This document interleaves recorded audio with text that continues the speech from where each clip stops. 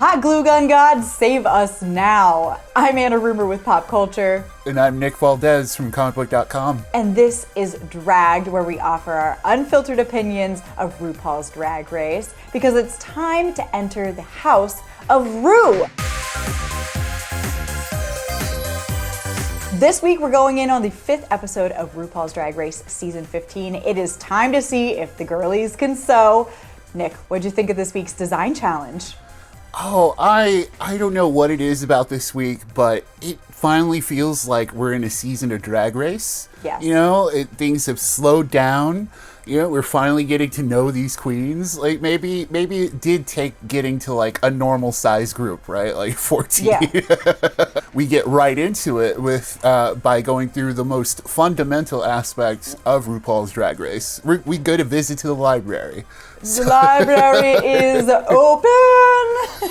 I love this reading challenge. I thought everyone did really well. What did you think? I think it was the benefit of the 45-minute episode. Yeah. I will say that straight out, because sometimes we get some reads that aren't the greatest. Yeah. But in an edit where we get the best joke from each of them, hey, you all did great. Who was your winner? We'll get into the real winner in a second, but who was your winner? I think you and I agree. It was Mistress for me. Like, Mistress came, like, she's opened up about how she has so much practice, like, being catty and throwing that shade out there. And it came through. Yes. What was the one? She said, Lucy, after hearing you sing, I understand homophobia. Yeah, I died. And, and also a special shout out to Lux, who really threw Marsha under the bus, and, the Marshalls joke. And I was like, oh my God. But the real winner of the challenge is our girl, Lucy LaDuca. She had a tough start to the season, but she's kind of rising to the top now as a star. Personally, my favorite read of hers was telling Malaysia Baby Doll Fox to go through with the Malaysia thing and disappear like that flight, which was very out of pocket. Oh my God. See, that's the thing. Those were lethal. Like, Mistress had some really cutting jokes, but Lucy came out with lethal stuff. Well, let's move on to the big challenge now. It's a design challenge, my favorite kind of challenge in Drag Race typically. And this year we've got 3 fashion houses, the House of 𝐏𝐸𝐴𝐠, the House of Kressley, and the House of Matthews. And they're going to have to go into these different rooms and take the materials from the rooms and turn them into kind of like a couture fashion show that is both individual and also cohesive as a group. What do you think of this challenge idea? So it's such a fun idea. I absolutely loved it. So let's just go through each of the houses, talk about each of our queens and how they did, and we can talk about kind of how the houses did individually as well. So let's start with our House of 𝐏𝐸𝐴𝐠. We've got Mistress up first. This was Michelle Visage season 3 perfectly. I loved the way that her outfit hugged her curves. The fact that she made it and it fits so well, that is a true testament to her skill as a seamstress. Yeah, Mistress came out and I was like, that is Michelle. I know, it really is. I wish it had been elevated just a little bit, like a little extra something, but also, like I said, she's just a really good seamstress. So if it's a design challenge, there you go for me. Yeah, I think that's what it's going to be for Mistress. Each week we're going to be like, is something missing from this? But she knows her looks, and it's the same short skirt kind of problem where it's like, oh, maybe if she had a longer gown, but maybe she doesn't look good in gowns, but I don't know, right? She won't let us know. Yeah. We're going to have to wait and see. Moving on to Aura, this zebra look was cute, but the kind of cape thing, I understand that was part of the cohesion with the house, but it was too short, it was too stubby, and it was a little wrinkly for me. I didn't like that. Yeah, I thought it was like a scarf number. Oh, yeah. And it's a shame because the rest of the look is great. I was really digging it. It's really clean. It's a very different kind of animal print.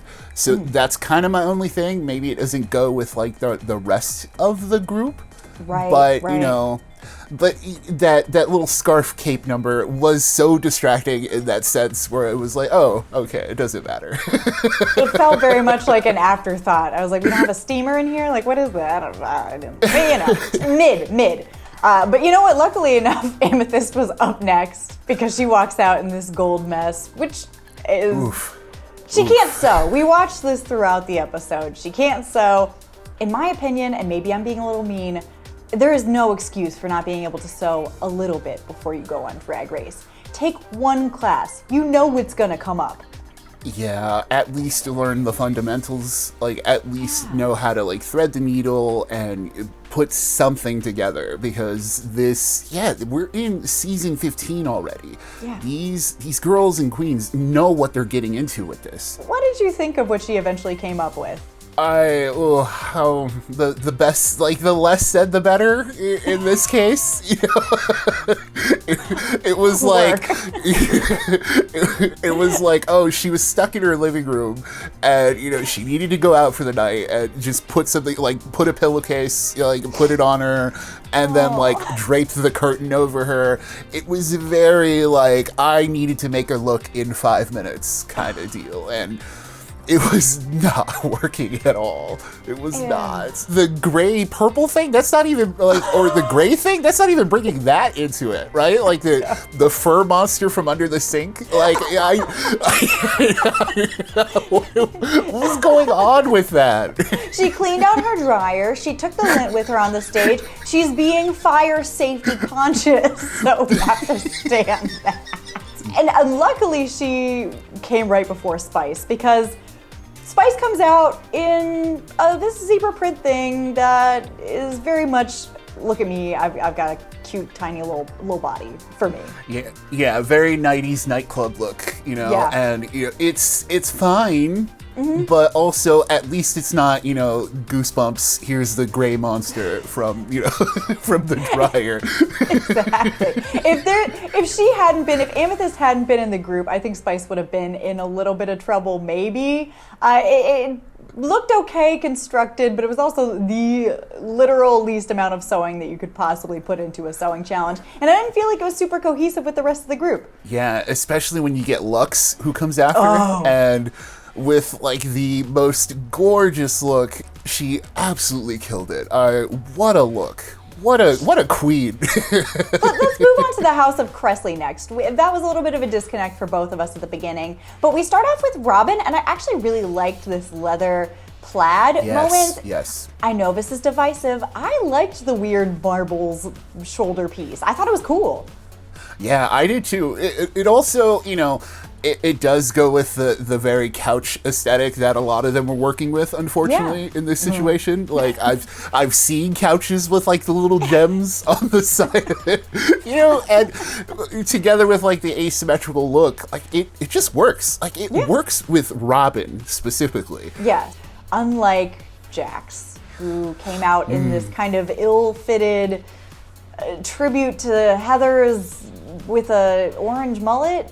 You know, I generally stand a mullet, but this one was not the moment. And yeah, really the only thing I liked about this outfit was the little grommets, the shower curtain grommets on the skirt. I thought that was kind of cool. But what about you? Yeah, that Hayley Williams mullet was not working. It's not only like clashing with the rest of the outfit, but also it kind of drew attention to the fact that something was off. I think she was going for oversized, but she needed some like shoulder pads, some kind of structure to make it oversized, because it looked schlumpy, and then her hair was also schlumpy, and it all just schlumped together into kind of like a big hot mess. That's what it is. Yeah, it wasn't as Heather's as she was trying to say it was. Like, yeah, it was missing the accents on it. Well, next up, a duck walks out, our girl Anitra, and I love this look too. I'm curious if I had seen this before Robin's, if I would like it better, because I do like it a lot, but they were similar in a way that fit with this challenge to the point where I think I like it a little bit less having seen it second. Yeah, And also, it was only like 5 pieces of fabric. That too. Hey, Anitra's killing it. Great style, and it was a cool look put together. But also, it's kind of the same thing that what Spice did. Like, let's get as little fabric as possible. And while it works, it's also when you see some of the other constructions, it's. Yeah, after Robin, right? Like, that's what it goes down to. Okay, let's move on to Selena. The comforter coat turned into a overall skirt. It wasn't quite there. It reminded me of Utica's sleeping bag ball look, but like way less successful. Oh, I felt so bad because I don't know. I kind of like the idea of the big blanket cape thing. I love it. Like if it would have worked, but it's such like a weird clashing design compared to not only everybody else on her team, but like to her look. And maybe if she would have removed that and kept like the, the sassy businesswoman kind of Selena 90s look, maybe that would have worked out better. But it was just like a... Ooh. Let's move on to the house of Matthews. Sasha Colby. Like mother, like daughter, Carrie Colby walking out in that Versace dress. Sasha basically makes her own Versace swimsuit and this beautiful jacket. I know we did read Anitra and Spice for just walking out here kind of in their underwear, but when Sasha Colby walks out in this beautifully constructed underwear, I feel like it's different. I loved it. I know. I was just gonna say I'm so hypocritical, right? Like I'm reading the rest of them for using like 2 pieces of fabric, but when Sasha Colby does it, it's like that is a queen. I know her coat taking it off didn't really work the way she wanted to, but I like the coat with it. Like, I love the full aesthetic, because then it would have just been the bathing suit. And while we would have been like, oh my God, Sasha Colby, this one felt like, oh, Sasha Colby. I agree. I'm glad that the universe said, no, you keep that coat on, because it looked great with the coat. And, even though it was a swimsuit, it was a very well-constructed swimsuit. I mean, it was perfectly constructed. I mean... And she's beautiful. That's the charisma and the charisma, uniqueness, nerve, and talent, is being able to walk out in a swimsuit and us being like, oh my God, it's the first swimsuit I've ever seen in my life. Yeah, like, do it again, right? Do it again, yeah.